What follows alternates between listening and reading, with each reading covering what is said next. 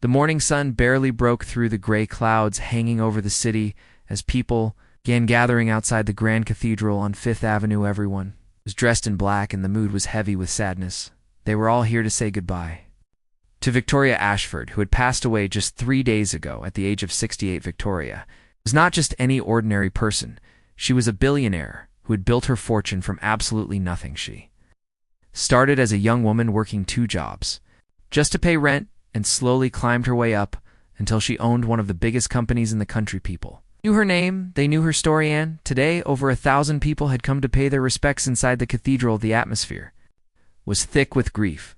The high ceilings made every whisper echo, and the smell of white lilies filled the air. At the front of the church sat a beautiful mahogany casket covered in flowers inside. That casket was supposed to be Victoria. Her son David sat in the front row with his wife Linda beside him. David was in his early 40s with graying hair at his temples, and he kept his face stern and emotionless. Linda held his hand, but her eyes kept darting around the room as if she was waiting for something. A few seats away sat Margaret, who was Victoria's younger sister. Two had not spoken in 15 years after a bitter argument about family matters that no one really talked about anymore. Margaret wiped tears from her eyes with a tissue and stared at the casket with a mixture of sadness and regret. She had wanted to make peace with her sister, but now it seemed to Latha. Priest stood near the altar, preparing his notes for the eulogy. He had known Victoria for many years and had watched her donate millions to help build schools and hospitals. He cleared his throat and was about to begin speaking when something unexpected happened. From the side entrance of the cathedral came a sound that made everyone turn their heads. It was the sound of hurried footsteps echoing on the marble floor. An elderly woman appeared from one of the side rooms. Her name was Rosa Martinez, and she was the janitor who had been working at this cathedral for over 40 years.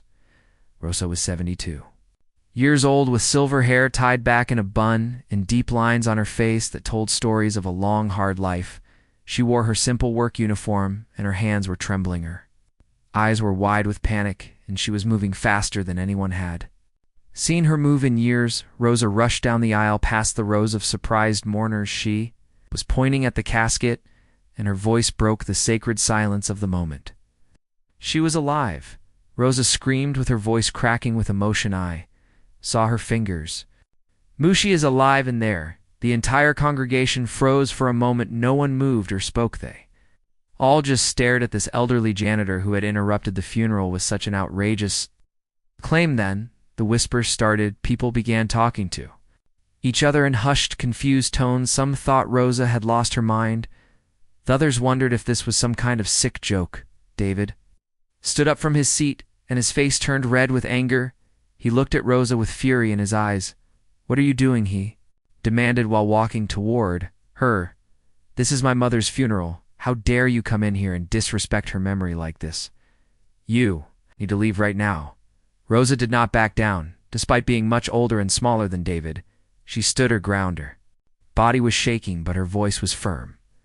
"Might know what I saw," she insisted with tears beginning to stream down her weathered face. "I was cleaning the room next to the altar, and I walked past the casket to check if everything was ready. When I looked at her, I saw her finger movette was small, but I saw it. I have been working here for 40 years, and I have seen hundreds of funerals. I know the difference between my imagination and reality. Please, you have to believe me." The funeral director, a tall, thin man named Gregory, stepped forward. He was sweating and clearly uncomfortable with the situation.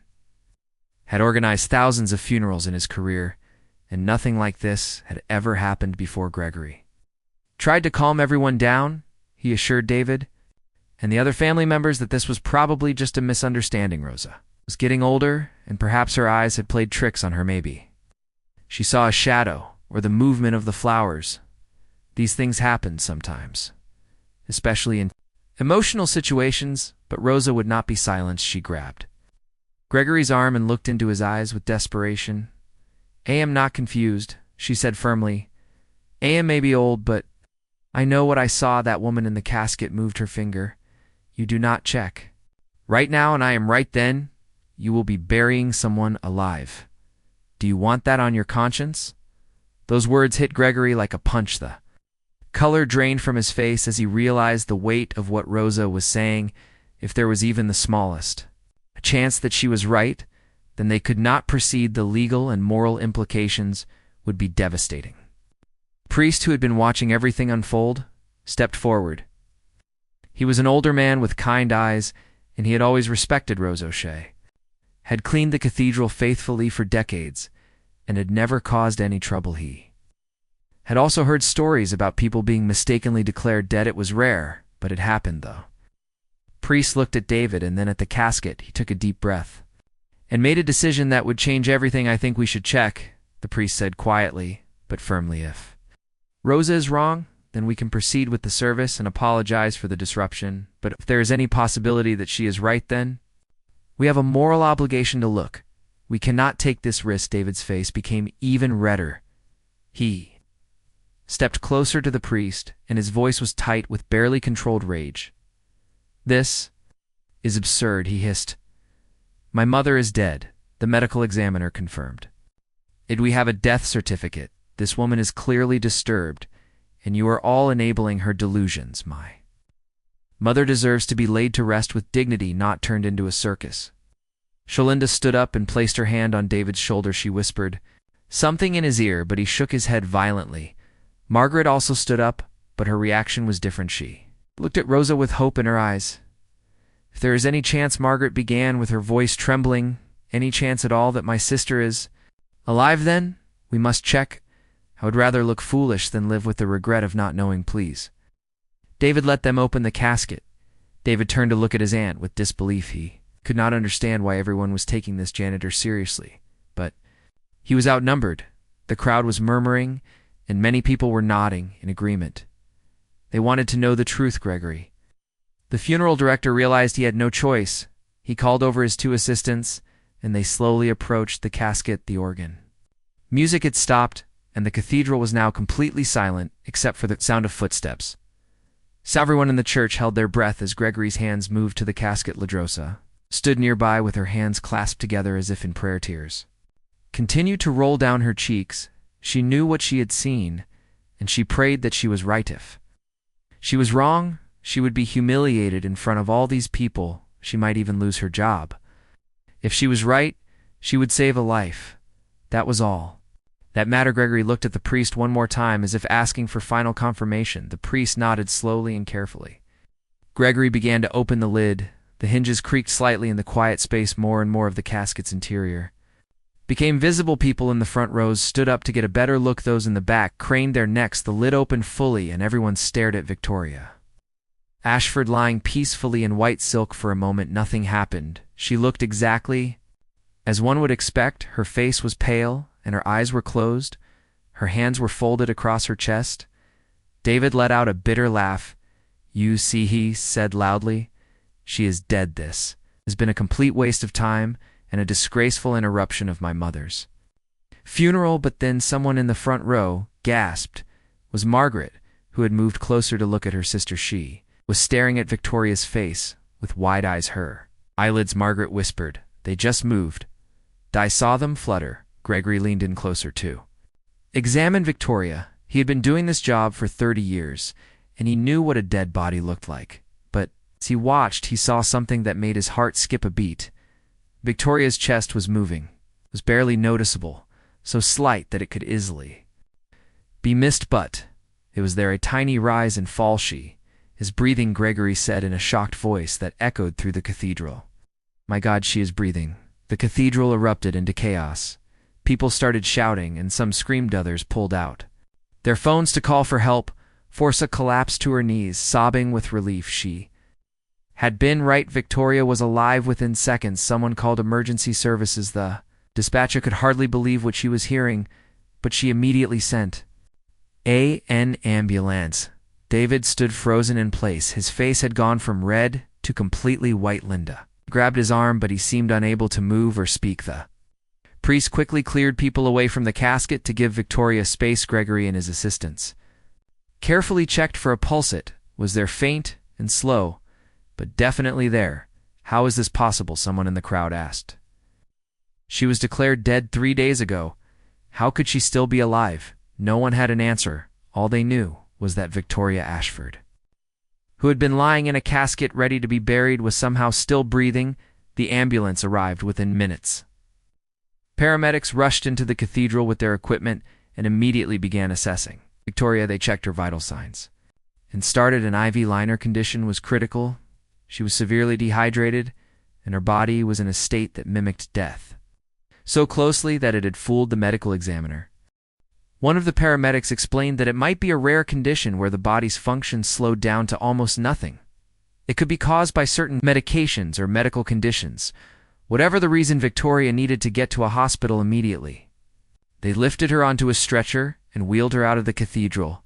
The crowd parted to let them through. News cameras that had been set up outside to film the funeral of a prominent billionaire now captured something completely different. They filmed the ambulance doors closing with Victoria inside, still alive against all odds. Rosa watched the ambulance drive away with its lights flashing. She was exhausted and emotionally drained, but she felt a deep sense of peace. She had trusted her instincts and spoken up, even when everyone doubted her, and because of that, a life had been saved.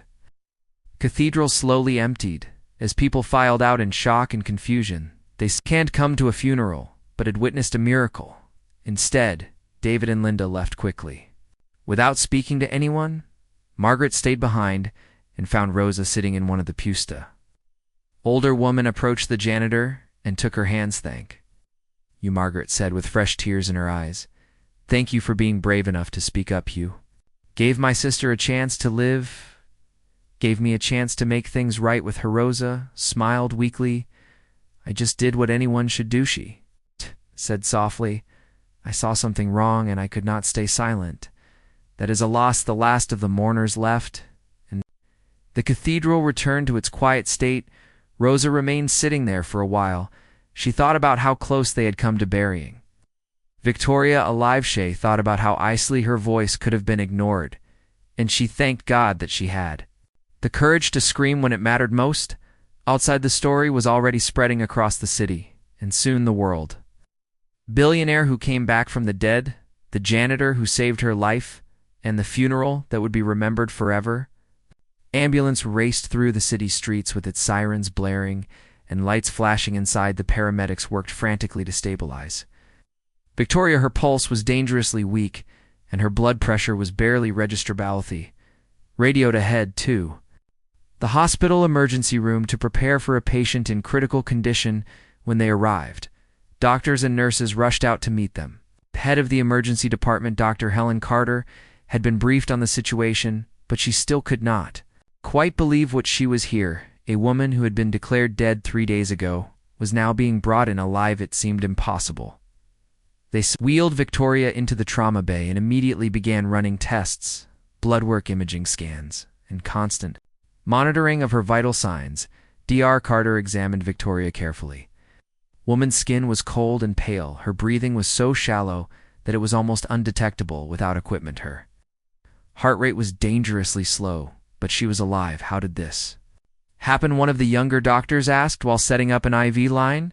Dr. Carter shook her head. "I have read about cases like this, but I have never seen one in person. It appears to be catalepsy, a rare condition where the body enters a state that mimics death. The muscles become rigid, breathing slows to almost nothing, the heart rate drops so low that it can barely be detected to anyone without the right equipment. It would appear that the person has died, but why was not it caught earlier?" the nurse asked.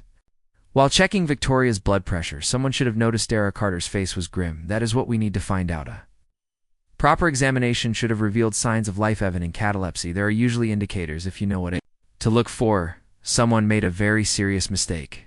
As the medical team worked to stabilize Victoria, word of what had happened spread through the hospital like wildfire. Nurses whispered about it in the hallways. Doctors discussed it in the break room. Within an hour, the media had gathered outside the hospital demanding answers. The hospital's public relations team was overwhelmed with calls from news stations around the world. Meanwhile, in the waiting room, several people had gathered. Rosa, the janitor, had insisted on coming to the hospital even though she had no official connection to Victoria. She sat in a corner chair with her hands folded in her lap. She was exhausted from the emotional toll of the day, but she needed to know if Victoria would Survive Margaret sat near Bushia had not left her sister's side since the ambulance. Arrived every few minutes, she would ask a nurse for updates, but there was little information to share. Victoria was stable but still unconscious. The doctors were doing everything they could. David and Linda arrived at the hospital about an hour later. They walked into the waiting room, and the atmosphere immediately changed. David's face was still pale, and his eyes were red. He looked like a man in shock. Linda stayed close to him and kept glancing around nervously. Margaret stood up when she saw them. Her expression was a mixture of relief and suspicion. "How could this have happened, David?" Margaret asked. While approaching her nephew, her mother was examined by a medical professional. Shay was declared dead. How did no one notice? She was still alive. David did not answer immediately. Slumped into a chair and put his head in his hands. "I do not know," he finally said in a hollow voice. "The doctor said she was gonna." He checked her and signed the death certificate.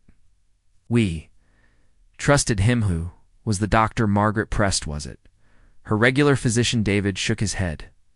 "No, her regular doctor was out of town. We called Dr. Raymond Piercy is an old family friend. He came to the house and examined her. He said her heart had stopped and that she was gone. We had no reason to doubt him." Margaret's eyes narrowed slightly. "Raymond Piercy? I've not heard that name in years. How did you even know to call him?" David looked uncomfortable. I had reconnected recently.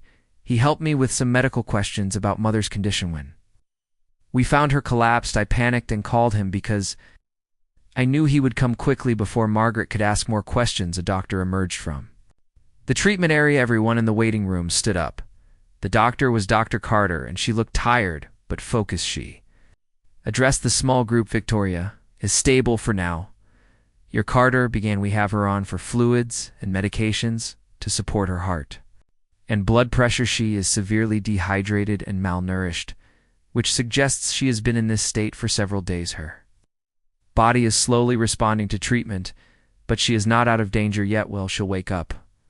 Margaret asked with hope in her voice. "We do not know yet." Dr. Carter admitted her brain activity is present, which is a good sign, but we need to run more tests to understand the extent of any potential damage, though. 24 to 48 hours will be critical. "Can we see her?" David asked quietly. "Not yet." Dr. Carter replied. "She needs rest, and we need to monitor her closely. We'll let you know when she is ready for visitors." As Dr. Carter turned to leave, Margaret called out to her doctor, "What caused this? How could someone in her condition be mistaken for dead?" Carter paused and chose her words carefully. "That is something we are investigating based on her symptoms. It appears she experienced a cataleptic episode. It's an extremely rare condition that can be triggered by certain medications, neurological issues, or other medical conditions.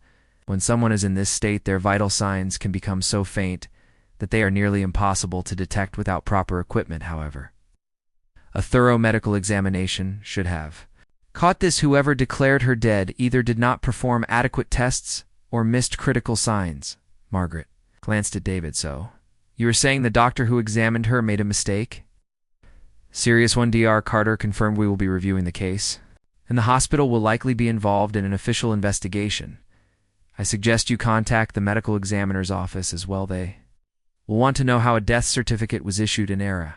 After Dr. Carter left the waiting room, fell silent. Troza remained in her corner, watching the family dynamics unfold. She noticed how Linda kept whispering to David. How David avoided making eye contact with Margaret. How tense the atmosphere had become. Something felt wrong, but Rosa could not quite put her finger on it. Hours passed slowly.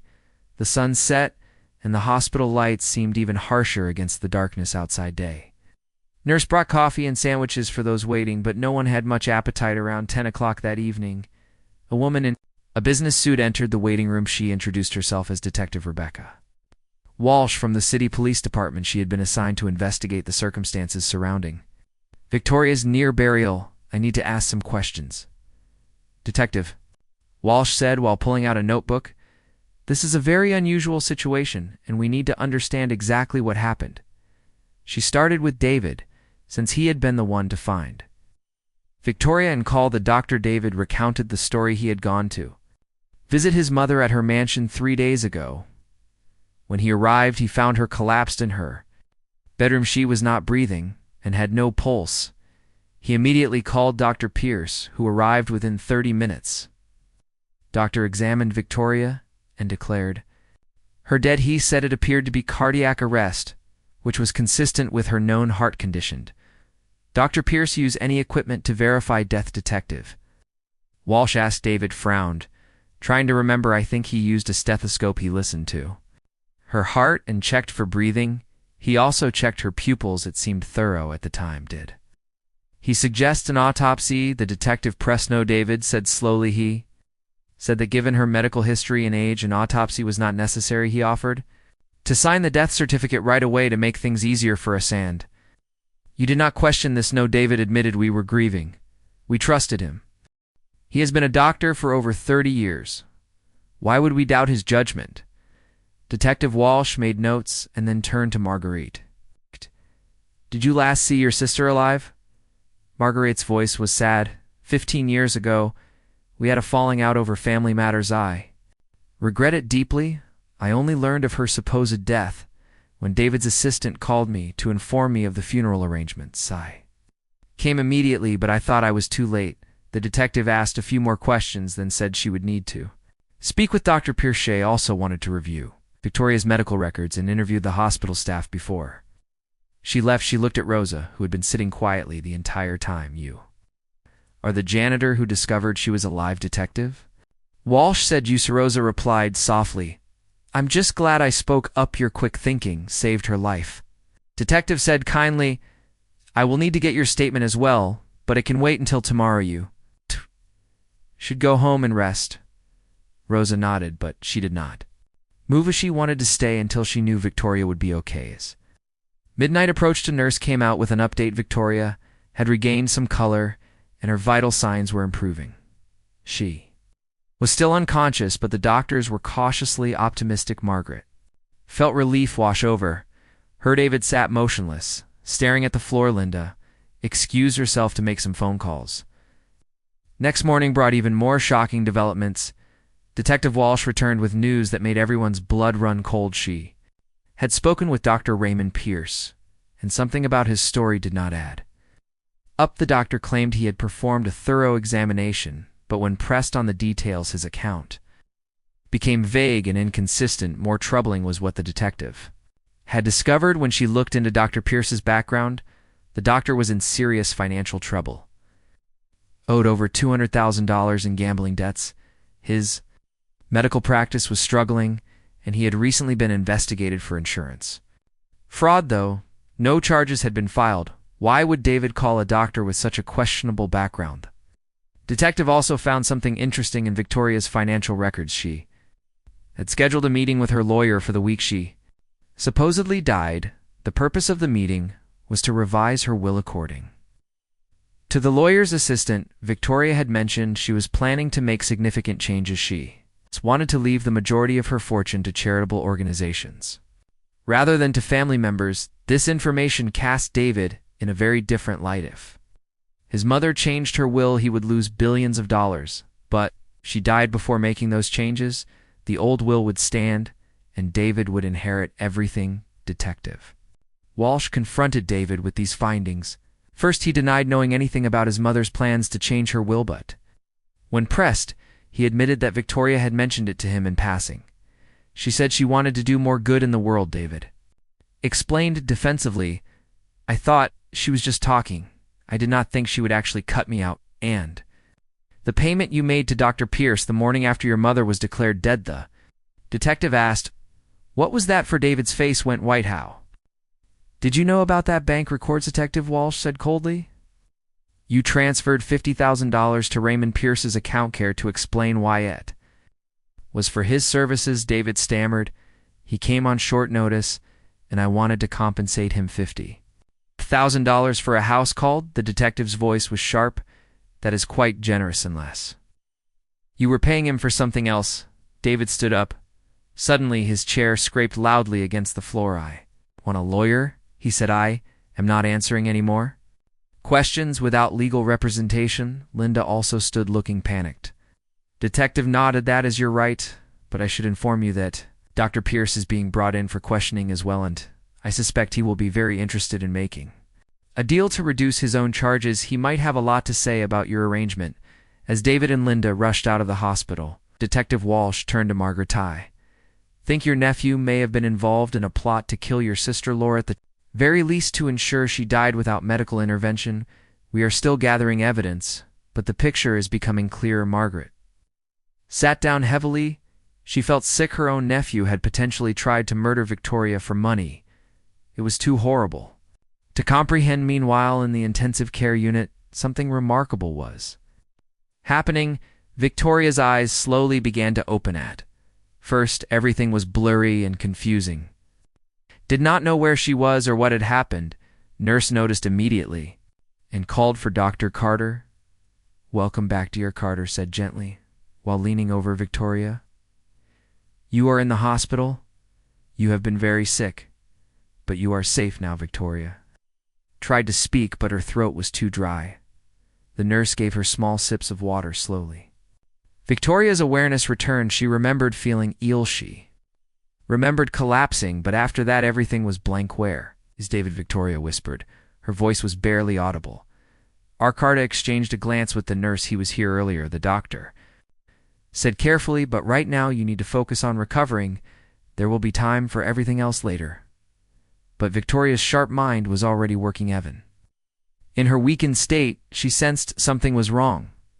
"What happened to Mesh?" asked. "Why am I here?" Dr. Carter took a deep breath and decided Victoria deserved to know at least part of the truth. "You were very ill. You fell into a rare state that made you appear deceased. You were nearly buried alive. It was only because a janitor at the cathedral noticed you were still alive that you were saved." Victoria's eyes widened in shock and horror. "I was almost buried?" "Yes," Dr. Carter confirmed, "but you are safe now, and we are going to make sure you recover fully." As Victoria processed this information, one thought kept running through her mind. If she had appeared dead, who had declared her so, and why had they not been more careful? She had a terrible feeling that the answers to these questions would change everything over the next 3 days. Victoria's condition continued to improve. She was moved from intensive care to a private room where she could rest more comfortably. Her body was recovering from the ordeal, but her mind was racing with questions. Margaret visited every day, bringing flowers and sitting by her sister's bedside. The two women who had not spoken in 15 years found themselves reconnecting through quiet conversations. At first they talked about small things: the weather outside, the kindness of the nurses, the terrible hospital food, but gradually they began to address the elephant in the room. "Margaret, I need to know what happened," Victoria said one afternoon while struggling to sit up in bed. "How did I end up in a casket? Who declared me dead?" Margaret hesitated. She had been dreading this conversation, but she knew Victoria deserved the truth. "That was David." Margaret began slowly. "He found you collapsed in your bedroom. Called a doctor named Raymond Pierce, who examined you and declared you deceased. The funeral was arranged very quickly, too. Quickly, in my opinion." Victoria's face darkened. "Raymond Pierce, I have not seen him in years." "Why would David call him instead of my regular physician?" "That is what the police are trying to figure out." Margaret admitted. "There's an investigation underway. David and his wife Linda have both hired lawyers. They are not talking to anyone." Victoria closed her eyes and took a deep breath. "Tell me everything." "So Margaret did." She explained about Rosa, the janitor who had saved Victoria's life. She told her about the interrupted funeral and the chaos that followed. She described the medical findings and the detective's discoveries, and finally she revealed what the investigation had uncovered about David's financial situation and the planned changes to Victoria's will. Victoria listened in silence with each new piece of information. Her expression grew harder. When Margaret finished, Victoria sat quietly for a long moment. Then she spoke in a voice that was calm but filled with steel. "My own son tried to kill me, not necessarily." Margaret said quickly, "The police do not have proof yet. Maybe it was just negligence. Maybe the doctor made an honest mistake."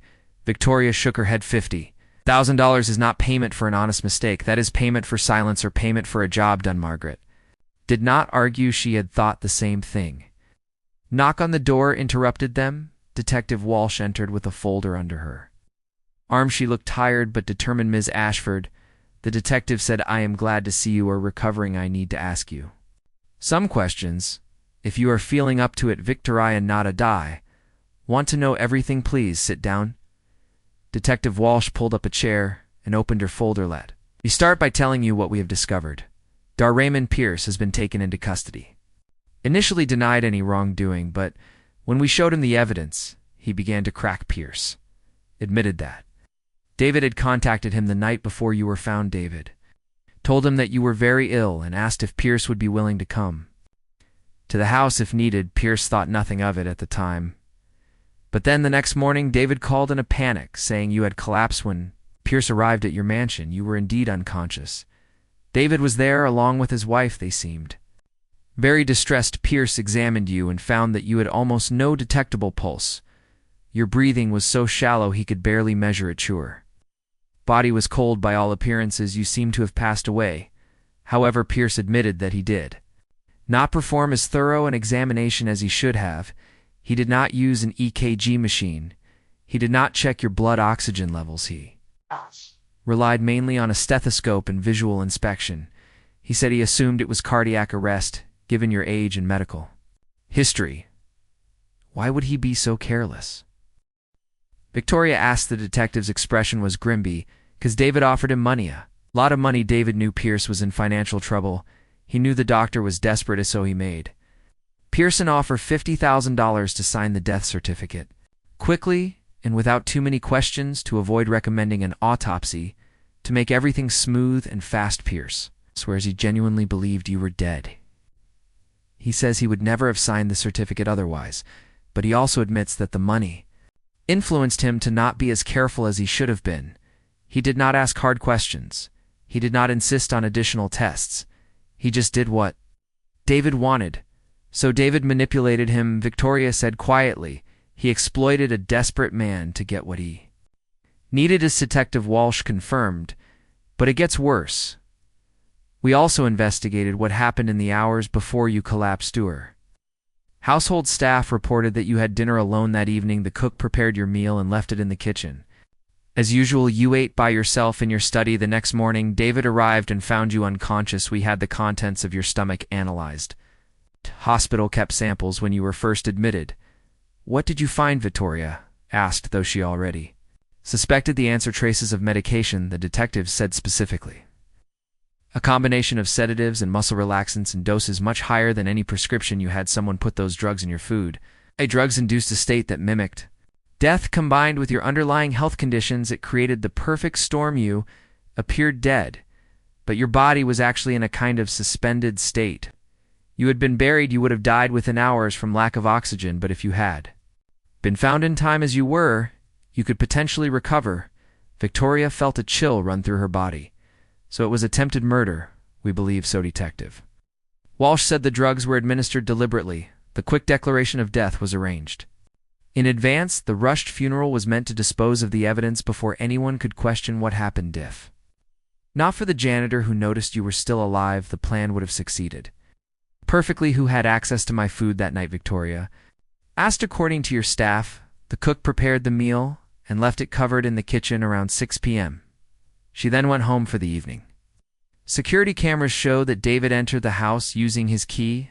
About 30 minutes later, he went into the kitchen and was there for approximately 10 minutes. Then he left. A few hours after that, you ate the meal, and soon after you collapsed, David was alone in the kitchen. Margaret whispered he could have put anything in the food, the detective noted. We searched his home and found a bottle of prescription sedatives that matched the drugs in Victoria's system. They were prescribed to Linda for anxiety, but she claims she rarely uses them and did not know they were missing. Linda is cooperating with Ushi seems genuinely shocked by what David did. She claims she knew nothing about his plans. Do you believe her? Victoria asked honestly. I am not sure yet. Detective Walsh admitted she may have been willfully ignorant. She benefited from David's inheritance, so she had motive, but we have not found direct evidence linking her to the crime. David, however, is a different story. Have the financial records showing his debts. We have testimony from your lawyer about the plan will change as we have the payment to Dr. Pierce. We have the security footage and the toxicology reports. The case against him is strong. What happens now, Margaret? We have arrested David on charges of attempted murder, fraud, and conspiracy. Dr. Pierce is being charged with medical malpractice. Fraud and being an accessory both are currently being held without bail. We will continue to gather evidence and build the case for trial. Victoria sat back against her pillows. She looked smaller, somehow older, and more fragile than before. My own son Shay said softly, I gave him everything. I built an empire so he would never struggle the way I did, and he tried to kill me for money. Margaret took her sister's hand. I'm so sorry. Victoria squeezed her sister's hand but did not. Crashy had already done her. Crying now, she felt only a deep sadness and a cold anger. I want to see him, Victoria said suddenly. I want to look him in the eye and ask him why I do not think that is a good idea. The detective began. I need to, Victoria insisted. I need to understand how my son became capable of this. Please arrange. Detective Walsh looked uncertain, but she nodded. I will see what I can do, but it will have to be at the jail, and it will be monitored. Victoria agreed. 2 days later, Victoria was strong enough to leave the hospital in a wheelchair. Margaret accompanied her to the county jail, where David was being held. They were led to a small visiting room with a glass partition on the other side. David sat in an orange jumpsuit. He looked terrible. His hair was messy, and his eyes were red and hollow when he saw his mother alive and staring at him through the glass. His face crumpled for a long moment. Neither of them spoke. Then Victoria picked up the phone and waited for David to do the same. What Victoria asked, that was all she said, just one word, but it carried the weight of a mother's betrayal. David's hand shook as he held the phone. His voice came out broken, and Small A was drowning. He said the company was failing. I made bad investments. I owed money to people who do not forgive debts. I needed the inheritance, needed it desperately. So you decided to kill me. Victoria's voice was icy. You poisoned my food. You had me declared dead. You were going to bury me alive for money. David's tears flowed freely. Now I did not think you would suffer, he sobbed. The drugs were supposed to be painless. You would just fall asleep, and then it would be over. Dar Pierce said you were gonna. I believed him. I swear I thought you were already dead when we planned the funeral, but you gave him money to not look too carefully. Victoria Sadu made sure he would not find out the truth. You wanted me in the ground before anyone could question what happened. Benek David cried after Pierce signed the certificate. I realized what I had done, but I could not take it back. I thought if we just went through with the funeral quickly, no one would ever know. I never wanted you to wake up in that casket. I never wanted you to suffer like that. Victoria's expression did not change, but you did. Want me dead? Yes, David whispered. God help me. Yes, I wanted you gone so I could have the money to save myself. I'm a monster, I know that now, but I was desperate. Desperation does not excuse murder. Victoria said. I gave you everything, a home and education, a position in my company, and when you failed, I did not abandon you. I tried to help you learn to grow.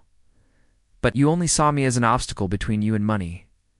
David looked at his mother with devastation in his eyes. I'm sorry, he said. I know that does not mean. No, but I am so sorry. I wish I could take it back. I wish I had died instead of putting you through this. Victoria stood up slowly with Margaret's help.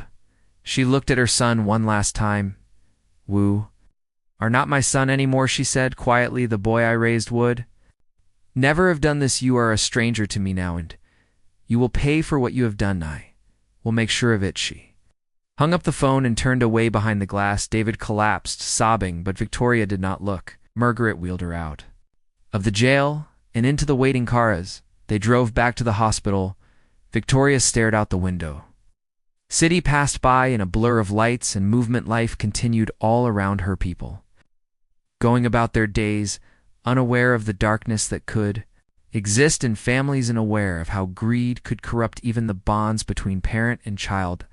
That night back in her hospital room, Victoria could not sleep. She kept thinking about everything that had happened, about how close she had come to death, about the betrayal of her own son, and about the janitor who had saved her life. Rose, that was her name. Victoria had learned everything about the woman who had spoken up when no one else would. Rosa had worked at the cathedral for 40 years. She lived in a small apartment and took care of her 3 grandchildren. She had very little money, but a wealth of courage. I want to meet her, Victoria told Margaret the next morning. The woman who saved my life, I need to thank her properly. Margaret smiled. I will arrange. Itrasa arrived at the hospital that afternoon. She was nervous and kept smoothing down her simple dress. She had never met anyone as wealthy or powerful as Victoria, but when she entered the room, Victoria greeted her with genuine warmth. Please sit down, Victoria said, gesturing to the chair beside her bed. Rosa sat carefully. She looked at the woman she had saved and felt a surge of emotion. I'm so glad you were alive, Rosa said softly. When I saw you in that casket, I just knew something was wrong. I could not stay. Silent you saved my life, Victoria said. You embarrassment and possibly your job to speak the truth. It takes incredible courage. Most people would have stayed quiet. Rosa shook her head. Just did what was right. Anyone would have done the same. No, Victoria corrected her gently. Not anyone. Most people would have doubted themselves. They would have worried about making a scene, but you trusted your instincts, and you acted. That is extraordinary. The two women talked for over an hour. Victoria learned about Rosa's life, her journey to this country, her years of hard work, her dreams of returning to healthcare. Rosa had once been a nurse's aide before immigrating. She had never been able to reclaim her credentials in her new home, so she had worked as a janitor, instead raising her family and supporting her grandchildren. What if I could help you? Victoria asked. What if I could help you get back into healthcare, help your grandchildren with their education? Would let me do that. Rosa's eyes filled with tears. Did not save you for a reward, I know, Victoria said, but I want to do this not as payment, but as a way of honoring what you did. You gave me my life back. Let me help give you your dreams back, Rosa nodded. Unable to speak, the two women held hands, connected by a moment of courage that had changed both their lives forever. Outside the hospital window, the sun was set and casting golden light across the city end. Somewhere in a jail cell, David sat alone with his guilt while his mother planned not for revenge but for justice and for a future built on gratitude rather than greed. The days following Victoria's confrontation with David brought unexpected changes. News of the interrupted funeral and the attempted murder had spread across the world. Every major news outlet wanted to cover the story. The billionaire who almost got buried alive, the son who tried to kill his mother for money, and the humble janitor who saved a life. Reporters camped outside the hospital hoping for interviews. Victoria refused to speak to any of them. She was not ready to turn her near death into a media spectacle. Rosa was a different story at first. Rosa also refused interview as she was a private person who had never sought attention. She had simply done what she thought was right and wanted to return to her quiet life. However, the media found her anyway. They discovered where she lived and learned about her story when reporters showed up at her small apartment building. Her neighbors were shocked to learn that the elderly woman who cleaned the cathedral was now famous. One persistent journalist named Patricia finally convinced Rosa to sit down for an interview. Was different from the others. She did not just want a sensational story. She wanted to understand who Rosa really was. They met in a small coffee shop near Rosa's home. Rosa was nervous at first. Her hands trembled as she held her cup of tea, but Patricia put her at ease with gentle questions and genuine interest. Tell me about that moment in the cathedral, Patricia asked. What made you look closely enough to notice Victoria was alive? Rosa thought back to that day. The memory was still vivid in her mind. Have been cleaning that cathedral for 40 years, she began. I have seen hundreds of funerals, maybe even 1,000 after. So many years you develop a sense for these things. I was preparing one of the side rooms when I walked past the casket. Something made me pause. I cannot explain it exactly. Maybe it was the way the light fell on her face. Or maybe it was just instinct, but I looked closer and that is when I saw her finger move, just a tiny twitch, so small that anyone else might have missed it. But I had worked as a nurse's aide many years ago before I came to this country. I was trained to notice small signs, slight movement, change in color, anything that might indicate life. So when I saw that finger move, I knew I had to act. Even though you risked being wrong, Patricia said, even though people might have thought you were. Rosa nodded. Desai thought about that for a moment. I wondered if I should just stay quiet. What if I was mistaken? What if I embarrassed myself in front of all those people? Could lose my job. People would think I was a foolish old woman. But then I thought, what if I am right? What if that woman is alive and I say nothing? Would be responsible for her death. I could not live with that. So I screamed. I made a sin. I did not care. What people thought of me life was more valuable than my pride. Patricia wrote notes, but she was also clearly moved. What happened after they took Victoria to the hospital? Did anyone thank you? Not. At first Rosa admitted everyone was in shock. The family left quickly. The other mourners did not know what to say to me. The funeral director was upset because of the disruption. I just went back to my work, cleaned up the cathedral as I always do. It was not until the next day that Margaret came to find. Mesh thanked me and told me that Victoria was going to survive. That was all the thanks I needed. The interview continued for another hour. Rosa talked about her life, about coming to this country with nothing but hope, about working multiple jobs to support her family, about losing her daughter to illness and taking in her 3 grandchildren, about going to night school in secret because she dreamed of returning to healthcare someday. When the interview was published, it touched millions of people. Humility and courage resonated with readers everywhere. Their story was shared thousands of times on social media. People called her a hero, but what happened next was even more surprising. Donations started pouring in. Complete strangers from around the world wanted to help the woman who had saved Victoria's life. They sent money for Rosa's education, for her grandchildren's college funds, for a better place to live. Within a week, over $1 million had been donated. Rosa was overwhelmed. She had never imagined anything like this. She cried when she saw the total amount. It was more money than she had earned in her entire life of working. But Rosa, being who she was, immediately started thinking about others. She set aside funds for her grandchildren's education. She put money toward finishing her nursing certification. Then she did something that surprised everyone. She donated a large portion to a fund that helped other immigrant healthcare workers reclaim their credentials. I am not the only person who has struggled with this, Rosa told Patricia in a follow-up interview. There are thousands of doctors and nurses from other countries who come here and cannot practice. They end up doing other jobs, even though they have the skills to save lives. If this money can help them, then Victoria's life was saved twice, once by me and once by all the people who believed in doing good. Meanwhile, Victoria was recovering steadily. Her body was healing, but her heart was broken. The betrayal by David had cut deeper than any physical wound. Margaret stayed by her sister's side through it all. The 2 women who had wasted 15 years in silence now made up for lost time. They talked about their childhood, about their parents who had passed away long ago, about the argument that had driven them apart. It seems so stupid now, Margaret said one afternoon, fighting over something I cannot even remember clearly. We lost so many years over pride. Victoria nodded. I was stubborn. I always had to be right, Evan, when being right meant being alone. I am sorry I pushed you away. Am sorry to Margaret replied. I should have tried harder to reconcile, but I was angry and hurt. Let that anger last far too long. They held hands in comfortable silence. Sometimes the most important words were the ones left unspoken. As Victoria grew stronger, she began to think about the future. Company needed attention. Her finances needed to be reorganized. She had a promise to keep to. Rosa. Victoria's lawyers worked on getting her affairs in order. The will that David had tried to prevent was now going to be executed, but Victoria made changes. She was more determined than ever to use her wealth for good. She called a meeting with her financial advisors and lawyers. I want to establish a foundation, Victoria announced, a large one dedicated to helping people like Rosa, people who have the skills and desire to serve but face barriers. We will help immigrant healthcare workers. We'll fund education programs.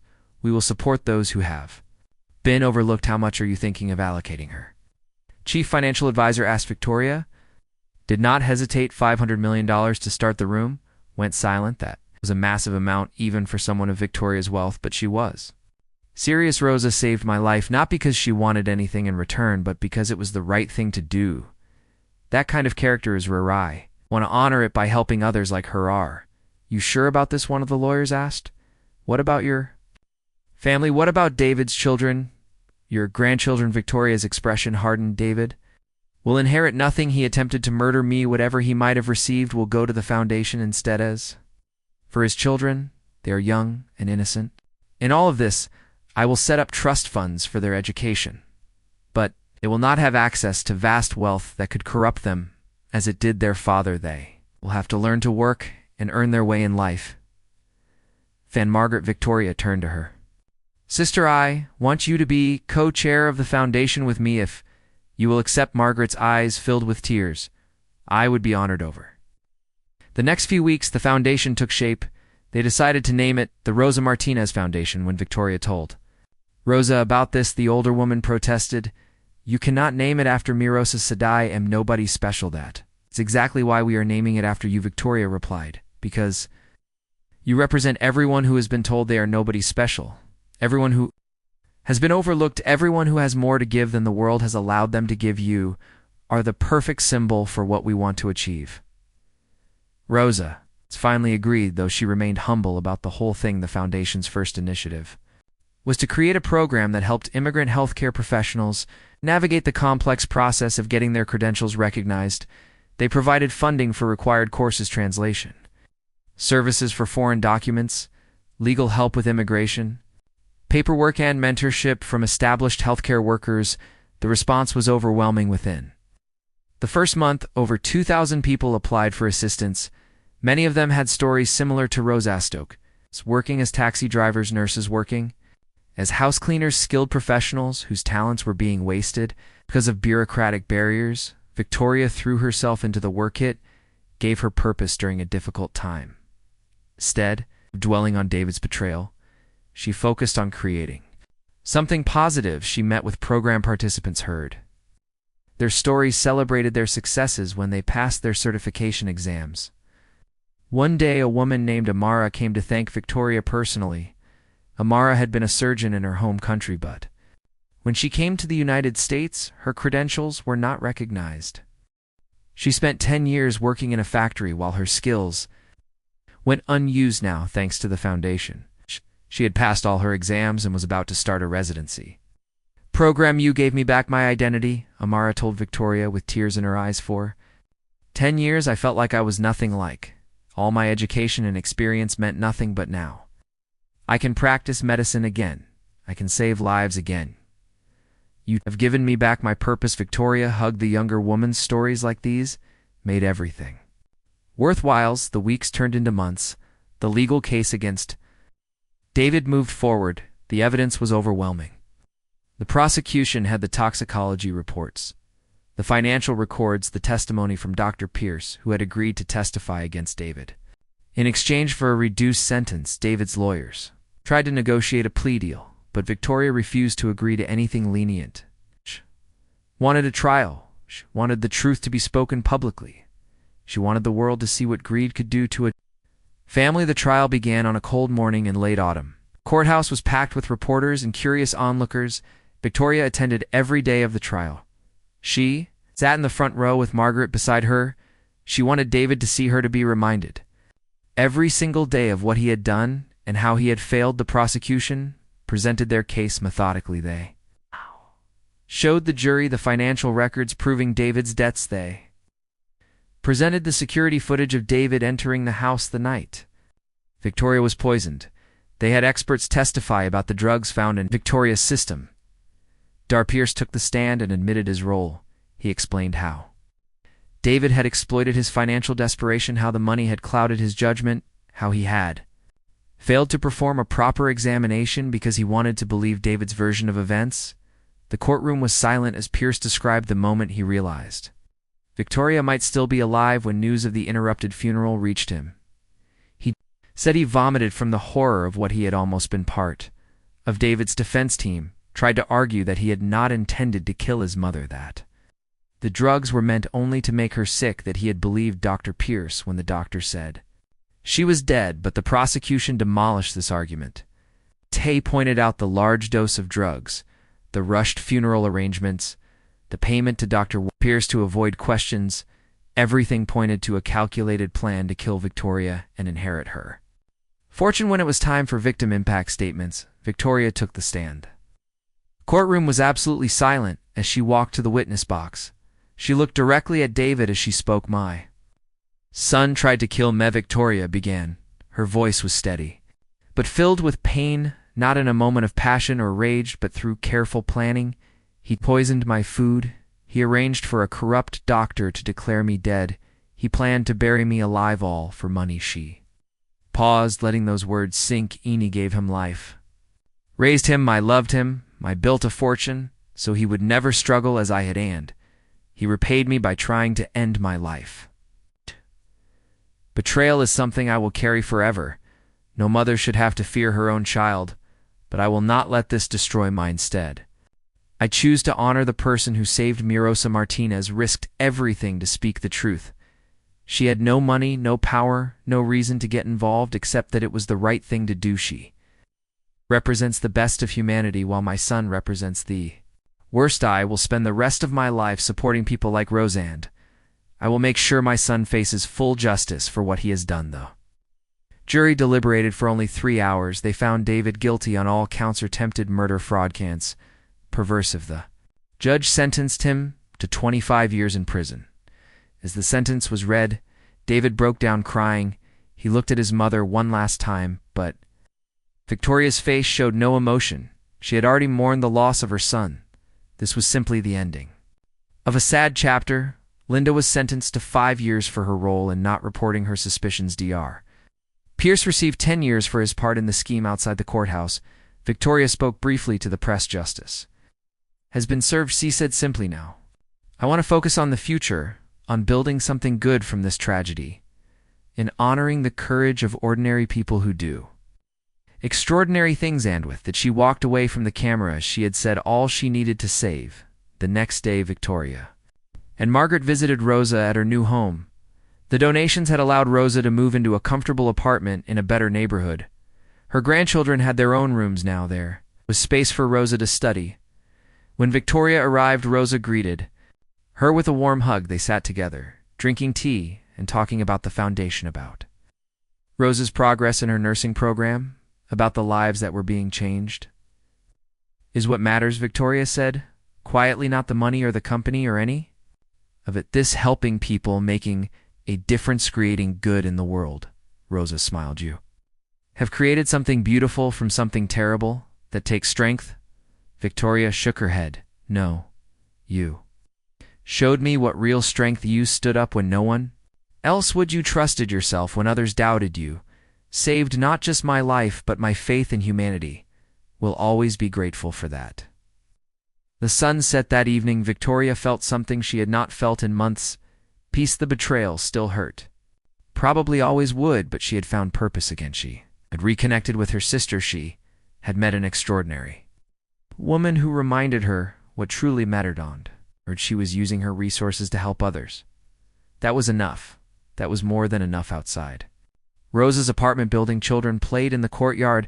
Their laughter drifted up through the open window. Victoria listened to that sound and smiled. Life continued. People loved and struggled and hoped, and sometimes, if you were very lucky, someone like Rosa would be there to save you when you needed it. Most 6 months after the trial, life had settled into a new rhythm. Victoria was fully recovered from her ordeal. Her body had healed, and though the emotional scars remained, she had learned to live with them. She threw herself into running the Rosa Martinez Foundation with the same energy she had once devoted to building her business empire, but now her motivation was different. She was not chasing profit or prestige. She was chasing purpose.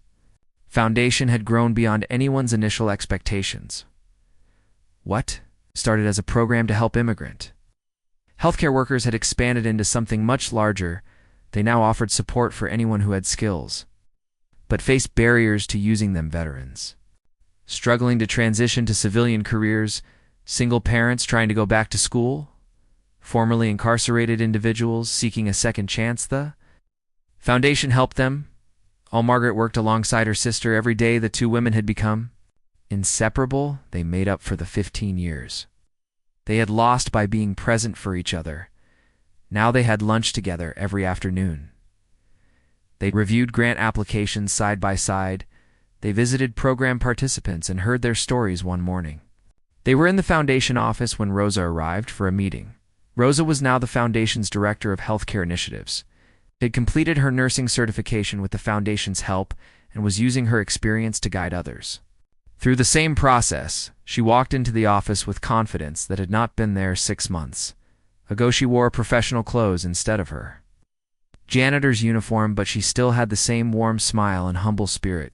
"Good morning," Rosa said, while placing a folder on Victoria's desk. "I I have the quarterly report on our healthcare program. The numbers are incredible. How many new certifications? Victoria asked a T7 this quarter, Rosa replied with pride in her voice. A T7 healthcare professionals who can now practice in their fields, doctors, nurses, physical therapists, all of them, were working in jobs that did not use their skills now. They can serve their communities. Margaret smiled. That is 87 lives changed, but also thousands of patients who will benefit from their care. Exactly, Rosa said. That is what I love about this work. The impact multiplies. Every person we help goes on to help so many others. As they reviewed the report, Victoria noticed something. Rosa's. This shows you have been working 70-hour weeks. That is too much. You need to take care of yourself. Rosa waved her hand dismissively. Am fine there. So much work to do. Will rest when I am dead, Victoria. And Margaret exchanged a look. Those words hit differently given what they had all been through. Rosa realized what she had said and covered her mouth. Oh, I am sorry, I did not mean it. Is all right, Victoria said with a gentle smile, but I'm serious. You need balance. We all do. This foundation will be here for many years. It is not a sprint, is a marathon. Rosa nodded. Do all right. I just get so excited about the work. There are so many people to help. No, Victoria said, but you cannot help anyone if you burn yourself out. Take some time off. Spend it with your grandchildren. Miss Rosa agreed. Reluctantly, she still had trouble accepting that she deserved rest. Years of working multiple jobs had conditioned her to believe that stopping meant falling behind, but she was learning later that day. Victoria had a visitor she was not expecting. The receptionist called her office. Miss Ashford, there is someone here to see you, a young woman named Hannah. She says she is your granddaughter. Victoria's heart skipped a beat.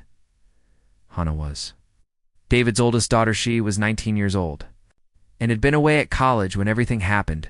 Victoria had not seen her since before the trial center, and Victoria said when Hannah walked into the office, Victoria saw so much of herself in the young woman. Hannah had Victoria's dark eyes and determined chin, but she also looked nervous and uncertain. Grandmother, Hannah said quietly, thank you for seeing me. Was not sure you would. Of course, Victoria replied while standing to embrace her. You are always welcome here. Sit down, please. Hannah sat on the edge of the chair. Her hands were clasped tightly in her lap. Have wanted to visit for months, she began, but I did not know what to say. My father tried to kill you. How do I apologize for that? How do I even face you? You are not responsible for your father's actions, Victoria said firmly. You did nothing wrong. No, Hannah whispered, but I feel guilty anyway. Keep thinking I should have seen something, some sign that he was capable of this. But he was just my dad. He took me to school and helped with my homework and came to my soccer games. I never imagined he could do something so evil. Victoria moved to sit beside her granddaughter. She took Hannah's hand. Father made terrible choices driven by greed and desperation, but that does not erase the good parts of who he was to you. You are allowed to love the father you knew while still condemning what he did. Hannah's eyes filled with tears. I am so ashamed. Everyone knows what he did. People at school look at me differently. Some avoid mothers, ask intrusive questions. I feel like I am carrying his guilt. You are not, Victoria said gently. You are your own person. You get to write your own story. Yes, your father's actions are part of your history, but they do not define you. Hannah wiped her eyes. What he did to you, what he almost did, he cannot stop thinking about it. Too could have died. He was going to bury you alive. How do you live with that? How do you forgive? Victoria was quiet for a moment. That was a complicated question, honestly. I have not forgiven him, she admitted. Maybe someday I will. But right now the wound is still too fresh. What I have done instead is choose not to let his actions poison the rest of my life. I could spend every day being angry, being bitter, being afraid, or I can spend my days doing good, helping others, building something meaningful. Chose the second option. Hannah nodded slowly. The foundation. I have been following the news. What you are doing is amazing. Would you like to see it? Victoria asked. The actual work we do? Hannah's face brightened. Realist. Victoria stood and extended her hand. Come with me. They spent the next 2 hours touring the foundation's programs. Victoria introduced Hannah. 2 participants whose lives had been transformed. They met Chen, who had been a computer engineer in his home country, and was now working for a major tech company. They met Fatima, who had been a teacher for 20 years before immigrating and was now running her own tutoring center. They met Jerome, who had served in the military and was now training to be a paramedic. Each person had a story of struggle and perseverance. Each one had been given a chance by the foundation. Hannah listened to every story with rapt attention. By the end of the tour, she was smiling genuinely for the first time since arriving. "This is incredible," Hannah said. "You are changing so many lives." Victoria smiled. "We are trying, but there is always more work to do, more people to help." Hannah hesitated, then spoke. "I want to help. I am studying business administration. I could volunteer. I could do whatever you need." Victoria looked at her granddaughter with warmth. "I would love that, but only if you are doing it because you want to, not because you feel obligated." "Want to," Hannah insisted. "I need to do something good. Something that matters. My father took so much from you. Want to give something back. You do not owe me anything," Victoria said, "but if you want to be part of this, if you want to contribute, then Yesai would be grateful for your help." Hannah started volunteering at the foundation the next week. She came in twice a week after her classes.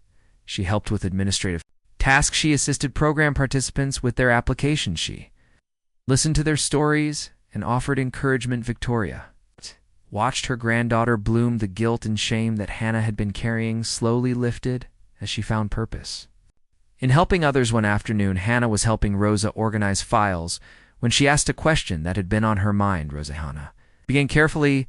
"How did you forgive my father for what he tried to do to my grandmother?"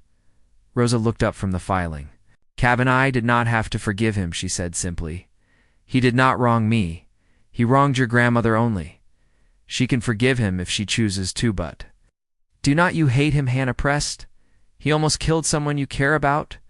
Shaw sat down and thought about her answer. "Hate takes a lot of energy." She finally said, "Energy I would rather spend on better things. Your father made terrible choices. He will live with the consequences, but hating him does not help anyone. It does not help your grandmother. It does not help you, and it certainly does not help me. So instead, I choose to focus on what good came from this situation. Met your grandmother, who became a dear friend. He helped start this foundation, which is changing lives. I got to return to the work I love. If I spend my time hating your father, I miss all of that." Hannah was quiet for a moment. "I wish I could be like that," she said. "I wish I could let go of all the anger and guilt." Rosa smiled. "You are young. You have time to learn, and you are already doing the work being here helping others. That is how you let go, not all at once, but slowly, day by day." As the months continued, Hannah became a regular presence at the foundation. She changed her major to nonprofit management. She started talking about making this her career. Victoria could not have been more proud. Meanwhile, the foundation continued to grow. They opened satellite offices in 3 other cities. They partnered with hospitals and universities. They were approached by the government to help develop national policies.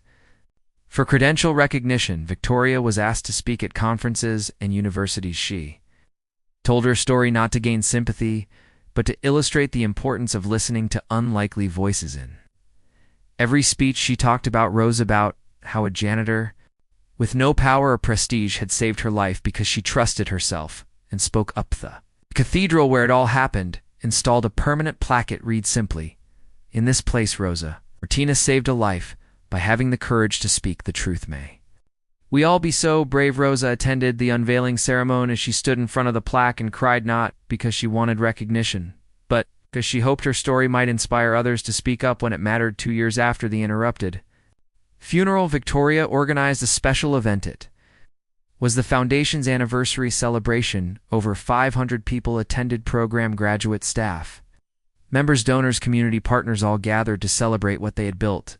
Together, Victoria stood at the podium to give the opening remarks. She looked out at the crowd and saw so many faces she had come to note 2 years ago. Was lying in a casket. Victoria began about to be buried alive.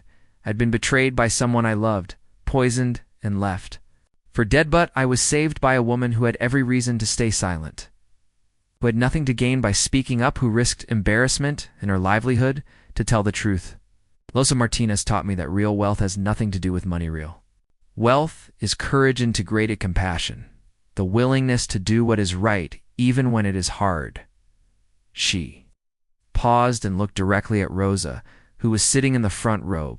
"'Cause of Rosa, I got a second chance at life and I have tried to use that second chance to honor her example. This foundation exists because one person cared enough to act, because one person valued a stranger's life more than her own comfort.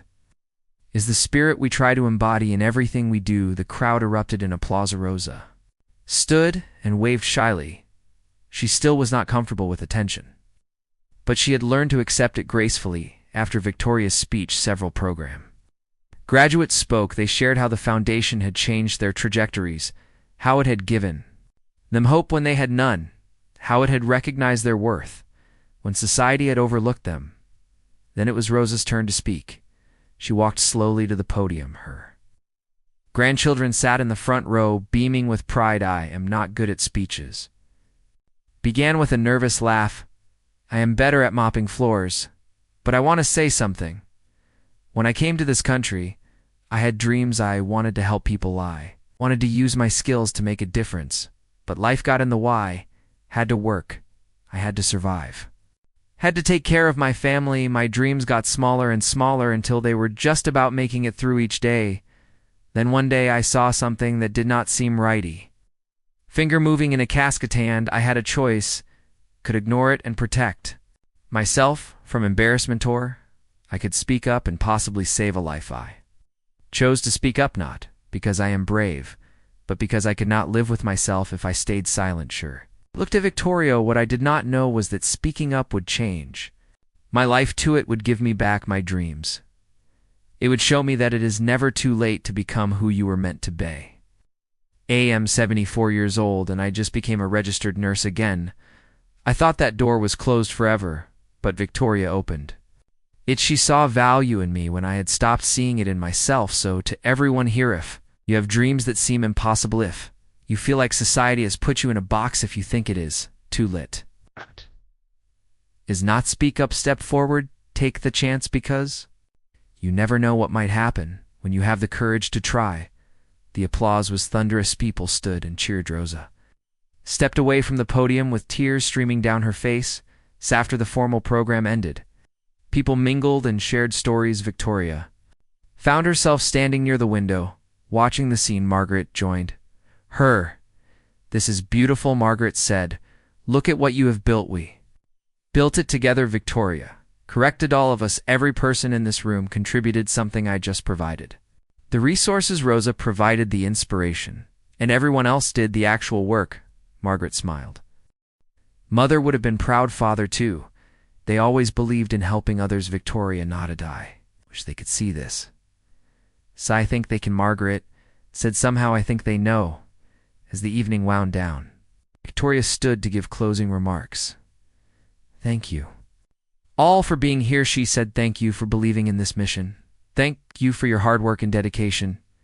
2 years ago I almost died, but instead I got to live and not just exist, but truly live with purpose and meaning, surrounded by people who inspire me every day. That is a gift I will never take for granted. So let us continue this work. Let us continue helping people recognize their own worth.